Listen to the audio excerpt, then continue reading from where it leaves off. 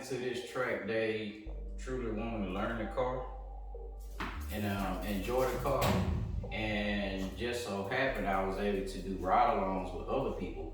Sometimes you can, sometimes you can't. Just depending on the people who are there and how the event is running.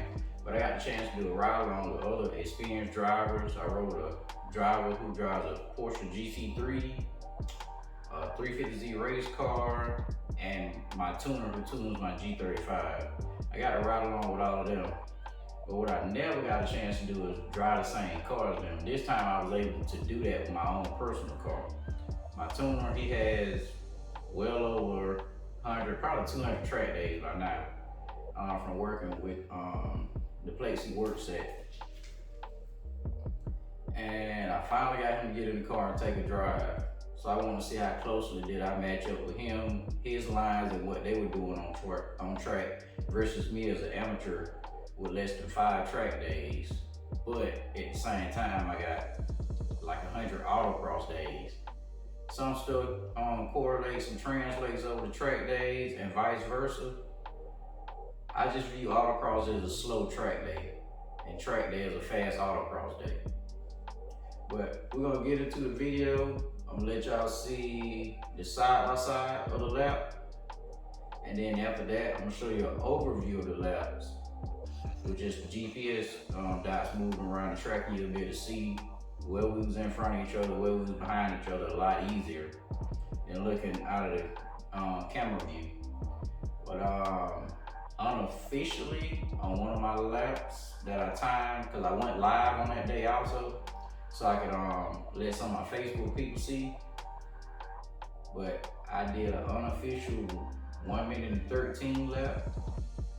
If y'all would like to see the live video, comment, let me know, and I'll pull it and get it uploaded for you all to see, and try to put it side by side with my fastest lap that's recorded and his fastest lap. I try to do all 3 on there, some kind of way. Probably have to do 2 and 2 just for screen wise. But yeah, let's go ahead and take a look at that. Also, don't forget to like, comment, and subscribe. Also, y'all can find me on Instagram if y'all got any questions about this and stuff.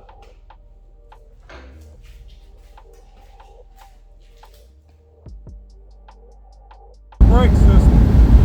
Yeah.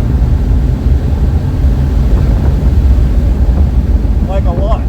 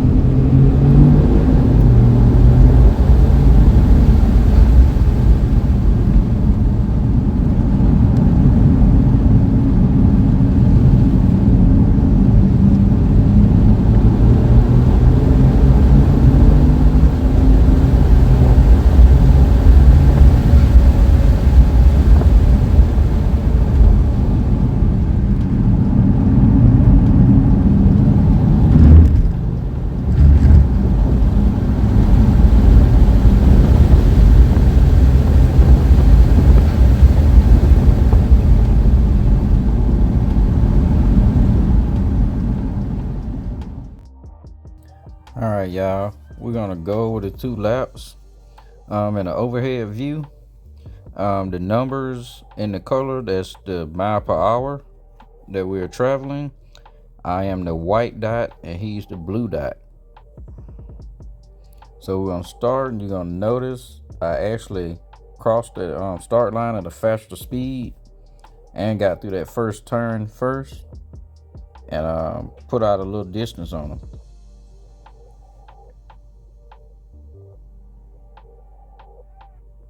See, I braked a little later, carried more speed, accelerated faster, went early out of that corner. This is the biggest difference. I brake very early there, whereas he braked very late.